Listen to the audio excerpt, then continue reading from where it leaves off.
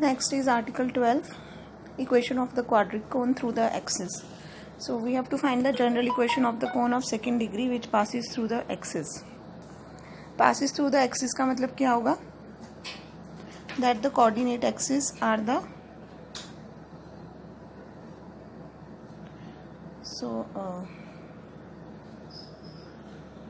ये आपका x axis है, ये y एक्सिस और ये z axis.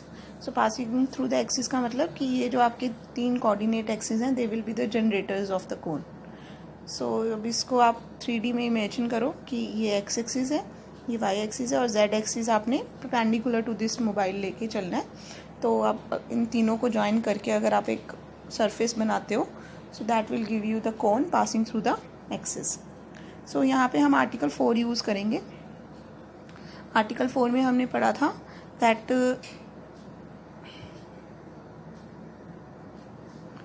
we know that the general equation of the cone of second degree whose vertex is origin is given by ax square plus by square plus cz square plus 2fyz plus 2gzx plus 2hxy. That is a cone with vertex at origin has homogeneous equation. ये हमने first exercise में किया था.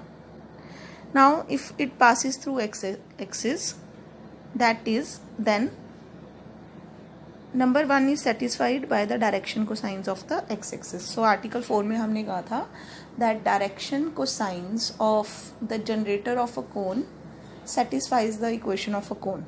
So यहाँ पे क्योंकि x-axis is the generator of the cone, so direction cosines of 1 0 0 of x-axis that is 1 0 0 will satisfy the equation of cone. तो जब आप यहाँ से 1 0 0 को satisfy कराओगे इस इक्वेशन में तो you will get a is equal to 0. Similarly, if cone passes through y axis and z axis, then it is satisfied by the direction cosines 0 1 0 and 0 0 1. So therefore b भी 0 आ गया और c भी 0 आ गया. So equation 1 में जब आप a b c 0 करोगे, so we are left with 2fyz plus 2gzx plus 2hxy equal to 0 और fyz plus gzx plus hxy is equal to 0, which is the required equation of the cone through the axis. Next is article 13. So ये आपने article 12 का ये result याद रखना है. अब in future किसी भी question में अगर हमने लेनी होगी general equation of a cone which passes through the axis, तो हम हमेशा ये equation लेके चलेंगे. Now article 13, equation of the cone with vertex and given conic for base. So देखो अभी तक हम कोन वाले चैप्टर में फर्स्ट एक्सरसाइज में हमने कोन की इक्वेशन फाइंड की जिनकी वर्टेक्स ओरिजिन पे होती थी. सो आपको जब आप कोन की इक्वेशन निकालते थे तो आपको ये गाइडिंग कर्व की इक्वेशन दी हुई थी और वर्टेक्स दी हुई थी. तो अगर वर्टेक्स ओरिजिन पे थी तो हम सिंपली क्या करते थे, जो भी हमें गाइडिंग कर्व दिया हुआ था उसको होमोजेनाइज कर लेते थे and we get the required equation. Now in this case since the vertex of the cone is not origin, alpha beta and gamma is the vertex of the cone and साथ में आपको guiding curve दिया हुआ है. तो अब इस cone की इक्वेशन हम कैसे निकालेंगे, हम क्या बोलेंगे यहाँ पे हम ले लेंगे let x y z be any point on the cone. तो आप जनरेटर की इक्वेशन निकाल सकते हो x minus alpha over l is equal to y minus beta over m is equal to x y z any point on the generator नहीं लेना हमने, simply हमने निकालनी है equation of any line passing through the vertex. Equation of any line passing through the vertex will be of the type x minus alpha over l is equal to y minus beta over m is equal to z minus gamma over n.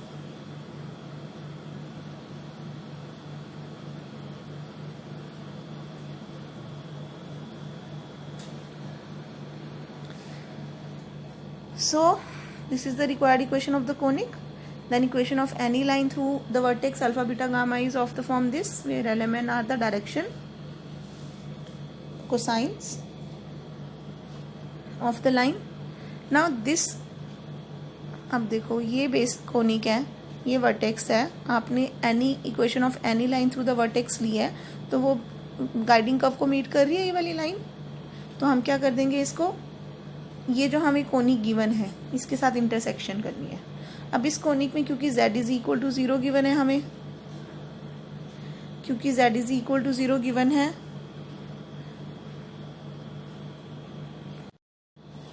सो ये z is equal to 0 को हम इसमें put कर देंगे।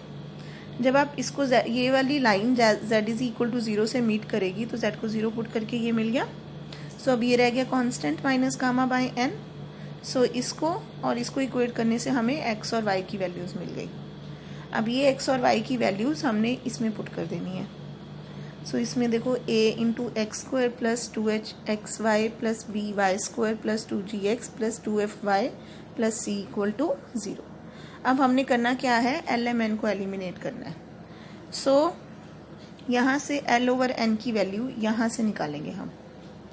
तो l over n देखो क्या हो जाएगा, l इन दोनों से आएगा x minus alpha over z minus gamma will be equal to l by n। So l by n की ये वैल्यू आ गई। सिमिलरली जब आप इन दोनों को इक्वेट करोगे तो ये m बाय n की वैल्यू आ गई। सो l बाय n और m बाय n की ये वैल्यूज़ हम इसमें पुट कर देंगे। सो ये सब्स्टिट्यूट कर दिया इसमें, इसको सॉल्व करके, and this is the required equation of the cone. So आगे 14th में इलिप्टिक कोन बोला उन्होंने। इलिप्टिक कोन क्या होगा, जिसका जो गाइडिंग कर्व है वो इलिप्स होगा। देन आर्टिकल 15 से पहले मैं आपके साथ सबसे पहले we are discussing example number 3। Find the equation of the cone whose vertex is the point 2, 3, -5। So this is the vertex and the guiding curve is y square equal to 8x, z is equal to 0। So हम ले लेंगे the equation of guiding curve is this, then equation of any line through 2, 3, -5 will be of the type x minus 2 over l, y minus 3 over m is equal to z plus 5 over n। अब ये जो line है ये guiding curve के साथ meet कर रही है तो हम z को 0 पुट कर देंगे। सो यहाँ पे जब आपने z को 0 पुट कर दिया तो ये बच गया 5/9। सो इसको इसके साथ इक्वेट करोगे और इसको इसके साथ इक्वेट करोगे तो ये x की वैल्यू मिल गई और ये y की वैल्यू मिल गई। अब आपने ये x और y की वैल्यूज़ को y square equal to 8x में पुट कर देना है। सो ये y square equal to 8x में पुट कर दिया। अब हमारा जो आंसर आ रहा है वो lmn की टर्म्स में आ रहा है, तो हमें lmn एलिमिनेट करने हैं। तो हम क्या करेंगे, इन यहाँ से m बाय n की वैल्यू निकालेंगे और यहाँ से l बाय n की। सो ये l बाय n और m बाय n की वैल्यूज़ को जब हम यहाँ सब्सटीट्यूट करेंगे तो ये आ गया। इसको सॉल्व करके this is the required equation of the कोन। ऐसे ही बिल्कुल सेम है एग्जांपल नंबर 4, सिर्फ गाइडिंग कर्व क्या है। अब इसमें find the equation of the cone whose vertex is 2, -3, 1 and whose guiding curve is this. So यहाँ पे ये पैराबोला दिया हुआ था, यहाँ पे आपको एलिप्स दिया हुआ है। सो बिल्कुल सेम लाइंस पे चलेगा ये भी।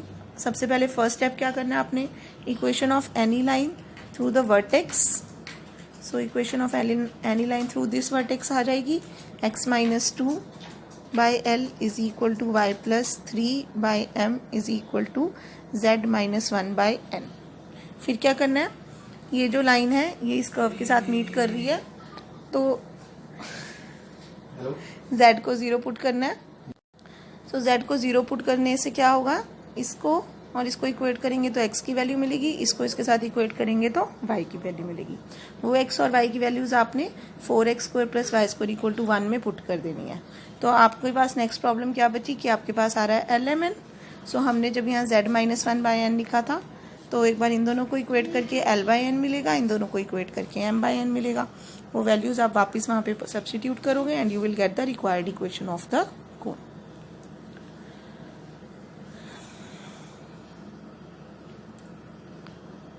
Step 1, find the equation of any line through the vertex. Step 2, guiding curve z equal to 0 के साथ इंटरसेक्ट करते हैं तो x और y मिलता है। Step 3, x और y की वो वैल्यूज गाइडिंग कर्व में वापस पुट करते हैं। तो lmn में जो कर्व की इक्वेशन आती है, lmn को दोबारा हमने लाइन की इक्वेशन से एलिमिनेट करना है। एलिमिनेट करके सॉल्व करके we get the required equation of the cone. अब देखो जो एग्जाम्पल नंबर 5 है उसमें बोला है find the equation of the cone whose vertex is the origin and the guiding curve is.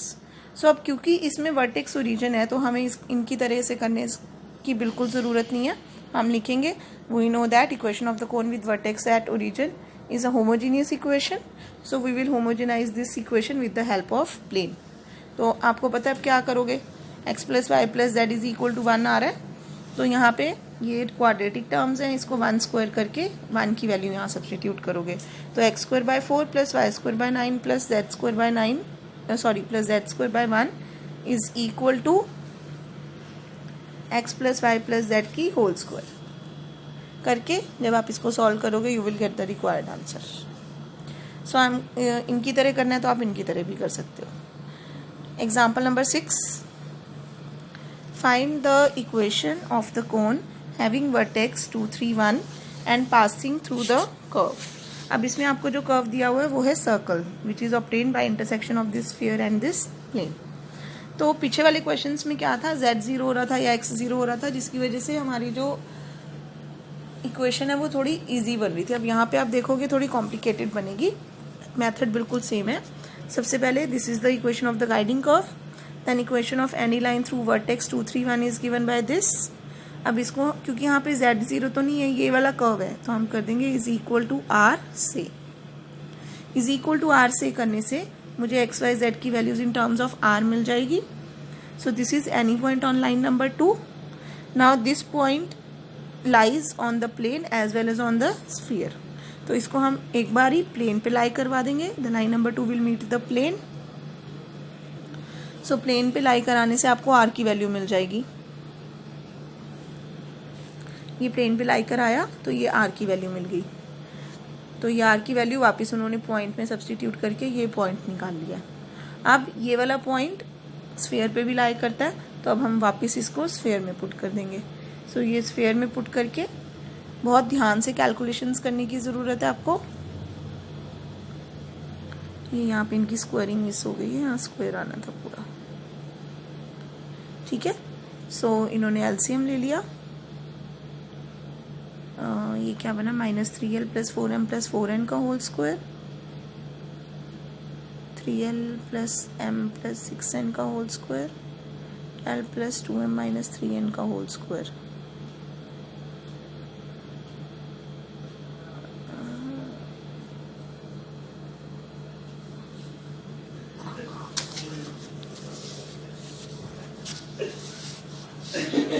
So I guess यहाँ पे मुझे लगता है कुछ कैलकुलेशन मिस्टेक्स की हैं इन्होंने. आप अपने आप करके देखो इसको. आपने क्या करना है, ये जो पॉइंट P है इसको इसमें सब्सटीट्यूट करना है. ठीक है. अच्छा नहीं, कोई कैलकुलेशन मिस्टेक नहीं है, ये टर्म्स नहीं मैंने देखी थी. -2x plus 4y minus 6z plus 7. उसके बाद ओके ये इकट्ठे ही है. ठीक है. सो कैलकुलेशंस हैं सिंपल, तो ये कैलकुलेशंस करनी है आपने. आप देख रहे हो कैलकुलेशंस बहुत लेंथी हैं, थोड़ा ध्यान से करोगे. इनको सॉल्व करके ये आंसर आ गया. अब आपको करना है एलिमिनेट LMN. तो LMN हम कैसे एलिमिनेट करेंगे, आप इस पूरी इक्वेशन को, आपकी मर्जी है, L स्क्वायर या M स्क्वायर या N स्क्वायर में से किसी भी एक से डिवाइड कर दो. तो सपोज करो आपने N स्क्वायर से डिवाइड कर दिया, तो ये क्या बन जाएगा 38L/N. अब L/N की वैल्यू आपको कहाँ से मिलेगी, यहाँ से इक्वेशन नंबर 2 से. सो इक्वेशन नंबर 2 से L/N की वैल्यू आ गई x माइनस 2/z-1 और M/N की वैल्यू आ जाएगी y माइनस 3/z-1. यहाँ से बता रही हूँ ये मैं आपको. सो यहाँ से L/N और M/N की वैल्यूज़ निकाल के आपने इसमें सब्सटीट्यूट करनी है. इसमें इसको इक्वेशन को पहले n स्क्वायर से डिवाइड करोगे तो आपके L square by N square, M square by N square, L/N, M/N, यहाँ पे M/N, यहाँ पे L/N वाली टर्म्स आएंगी. और इक्वेशन नंबर 2 से आप वो वैल्यू सब्सटीट्यूट करके सॉल्व करोगे तो you will get the required equation of the cone. इसके बाद एग्जाम्पल 7 करने से पहले अब हम वापस आते हैं. आर्टिकल 15 जो है, आर्टिकल 15 सेम है. Find the equation of the elliptic cone whose vertex is at origin and intersects the ellipse. So just क्योंकि ये इस टॉपिक में आया तो इन्होंने ऐसे किया है क्वेश्चन को कि पहले equation of any line through the vertex लेके z को c पुट किया है, ये z को c पुट किया, फिर x और y की वैल्यूज निकाल के इलिप्स में पुट करके they are getting the answer. But according to me अगर आपको वही है कि अगर ये क्वेश्चन आपको 3 मार्क्स में आता है तो आप कोशिश करो कि इसको ऐसे कर लो. अदरवाइज क्योंकि वर्टेक्स ओरिजिन पे है तो डायरेक्टली होमोजेनाइज करके भी आपको इसका आंसर मिल जाएगा. Since the vertex is at origin so ये 1 को जब आपने होमोजेनाइज करना है, x square over a square plus Y square over b square is equal to 1 की स्क्वायर और 1 की वैल्यू आएगी z by c. So this is the required equation of the cone. इसके बाद फर्स्ट एग्जाम्पल देख लेते हैं एक बार. फर्स्ट एग्जाम्पल में they are saying show that cone of second degree can be found to pass through any two sets of rectangular axis through the same origin.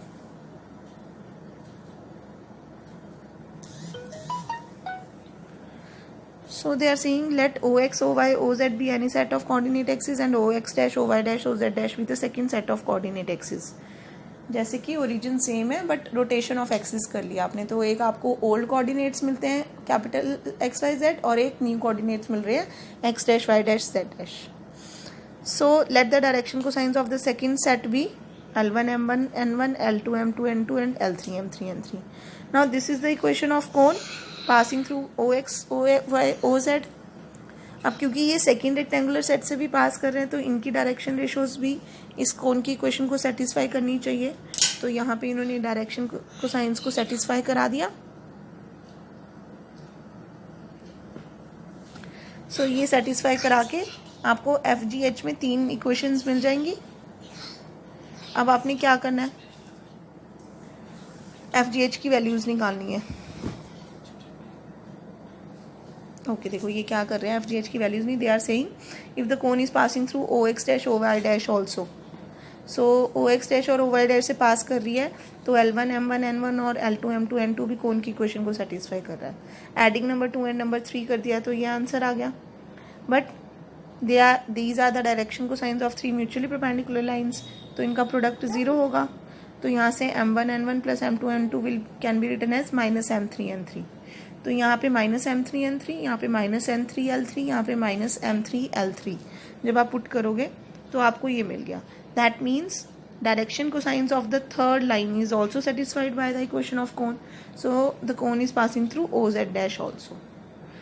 So if a cone is passing through one set of perpendicular lines, then it is also passing through the second set of perpendicular lines. Not very important question from an examination point of view. Just एक concept उन्होंने आपको समझाया यहाँ से. Now example 2, find the equation of cone passing through the coordinate axis and 3 mutually perpendicular lines. So अब क्योंकि आपका जो वो कोन है वो 3 म्यूचुअली परपेंडिकुलर लाइन से पास कर रहा है, सॉरी कोऑर्डिनेट एक्सिस से पास कर रहा है. So according to article 11, equation of cone will be this. Now this cone is also passing through these mutually perpendicular lines. So in lines को ठीक से लिख लिया, x over 2 y over 1 z over minus 1, x over 1 y over 3 z over 5, x over 8 y over minus 11 z over 5. So direction ratios of these lines are this, and since this cone is passing through these lines, तो इनकी direction को science कोन की equation को satisfy करेगी. तो 2 1 minus 1 इस cone की equation को सेटिस्फाई करेगा. सिमिलरली 1 3 5 इसको सेटिस्फाई करेगा. सिमिलरली 8 माइनस 11 5 इसको सेटिस्फाई करेगा. जिससे हमें 2 3 4 3 इक्वेशंस मिल गई FGH में. तो इनको सॉल्व कर लिया, पहले सेकंड और थर्ड को सॉल्व कर लिया FGH में क्रॉस मल्टीप्लाई करके. उससे FGH की value in terms of K मिल जाएगी. उसको आप फोर्थ में सब्सटीट्यूट कर दो तो K की वैल्यू मिल जाएगी and hence you will get the value of FG and H. So this is the required equation of the cone. इसके बाद थर्ड एग्जाम्पल हमने कर लिया है. नेक्स्ट आता है example number 7. The section of a cone whose vertex is P and guiding curve the ellipse. अब देखो they are saying section of a cone. तो सेक्शन ऑफ अ कोन मैंने आपको बताया था क्या होता है कि अगर हमारा कोन किसी प्लेन के साथ इंटरसेक्ट करता है तो हमें जो रिजल्टिंग कर्व मिलता है that is known as the section of a cone. So intersection की बात हम बाद में करेंगे. पहले हम क्या करते हैं, कोन फाइंड करते हैं. Cone whose vertex is P and guiding curve is this ellipse. So cone की इक्वेशन हमने कैसे फाइंड करनी है. वर्टेक्स इज P, हमने ले लिया late P x y dash let P x dash y dash z dash be the vertex of the cone. Then equation of any line through P will of this type. इसकी intersection करानी है with this curve. So z को 0 put कर दोगे तो x और y की values मिल गई. इस x और y की वैल्यू को हम इसमें x square over a square plus y square over b square equal to 1 में पुट करेंगे तो ये आ गया. अब हमने क्या करना होता है, एल एम एन को एलिमिनेट। सो यहाँ से एल ओवर एन की वैल्यू, यहाँ से एम ओवर एन की वैल्यू सब्सटीट्यूट करेंगे। सो this is the required equation of the कोन। ये सॉल्व करके ये बन गई। सो इतना कर लोगे, इसको अब आपको आगे ज़्यादा सॉल्व करने की ज़रूरत नहीं है। क्यों नहीं है? क्योंकि उन्होंने हमें बोला है section of this cone. Section mean intersection of this cone by the plane x is equal to 0। अब जब इस कोन की इंटरसेक्शन हम x is equal to 0 plane के साथ कर रहे हैं, तो we are getting a rectangular hyperbola. Show that locus of P is. तो उन्होंने हमें बोल दिया कि अगर इस कोन को हम इंटरसेक्ट करेंगे through the plane x is equal to 0, अब मैंने आपको फिगर दिखाई थी फोटो इंटरसेक्शन की, तो ऐसे करके यहाँ हाइपरबोला बनेगा। ये ठीक नहीं बनी है फिगर, मैं अभी आपको दिखा देती हूँ दोबारा। सो हम प्रैक्टिकली हमने क्या करना है कि ये जो कोन की इक्वेशन आई है, इसकी इंटरसेक्शन करनी है with x is equal to 0 के साथ। तो हम क्या करेंगे, इस कोन की इक्वेशन में इसमें एक्स को 0 पुट कर देंगे। ये जो कोन की इक्वेशन हमें मिली है, इसमें हम x को 0 पुट कर देंगे। जब आप इसमें x को 0 पुट करोगे, it's section represents a rectangular hyperbola. तो इन्होंने डायरेक्टली कर दिया। जब आप इसकी intersection x is equal to 0 के साथ करोगे, तो आप इसको दोबारा लिख लेना। देखो x को 0 पुट करने से मुझे मिलेगा ये x 0 हो गया। So I am getting x dash z, x dash square z square over a square. उसके बाद यहाँ से y डैश z, ये यहाँ पे कहीं y x नहीं है और यहाँ पे भी कहीं x नहीं है। ठीक है, तो ये पूरा ऐसे कैसे रहेगा। सो आपको पता लग गया कि ये रेक्टेंगुलर हाइपरबोला बन गया। अब रेक्टेंगुलर हाइपरबोला में क्या होता था, जब हम रेक्टेंगुलर हाइपरबोला हमने पढ़ा तो हम लिखते थे x square minus a square over y square over a square equal to 1। That is, so ये हमारी रेक्टेंगुलर हाइपरबोला की इक्वेशन थी। तो उसमें ये एक्स वाई प्लेन में है। अब क्योंकि इस प्लेन की इंटरसेक्शन एक्स इक्वल टू 0 के साथ हो रही है, दैट मीन्स कि हमारा ये जो रेक्टेंगुलर हाइपरबोला है, ये वाई जेड प्लेन में लाई कर रहा है। तो coefficient of y square should be equal to coefficient of z square होना चाहिए। सो इसमें x को 0 पुट करने के बाद आपके पास जो इक्वेशन आएगी, आप उसको सॉल्व कर लेना। सॉल्व करके it's section represents a rectangular hyperbola if coefficient of y square plus coefficient of z square is equal to 0। So coefficient of y square plus z square equal to 0 करके you will be getting x dash square over a square plus y dash square over b square plus z dash square over b square minus 1 equal to 0। Now taking locus of p, we are getting x square over a square plus y square plus z square over b square equal to 1, which is the required answer. So the section of a cone whose vertex is p and guiding curve the ellipse by the plane x is equal to 0 is a rectangular hyperbola. तो we were given कि वो cone जिसका guiding curve ये ellipse given है in the x y plane, इस cone की intersection जब हम प्लेन x इक्वल टू 0 के साथ कर रहे हैं, तो we are getting a rectangular hyperbola. तो हमें vertex locus of p, that is locus of the vertex find करना था। सो ये देखो, ये मैंने आपको दिखाया था ना। अब इस केस में ये लास्ट वाले की बात कर रहे हैं जो हाइपरबोला बन रहा है। So intersection of the cone with the plane x equal to 0 is giving you not a hyperbola. In that case it was giving you a rectangular hyperbola. So xy plane में जब हमने लिखा था तो x square over a square था। अब yz plane में तो y square over a square minus z square over a square is equal to 1 बन जाएगा। That means coefficient of y square should be equal to coefficient of z square, hence the result. So इसके साथ ये topic हमारा खत्म हो गया। Exercise 3D आपने कर लेनी है and the rest we will discuss in the next lecture.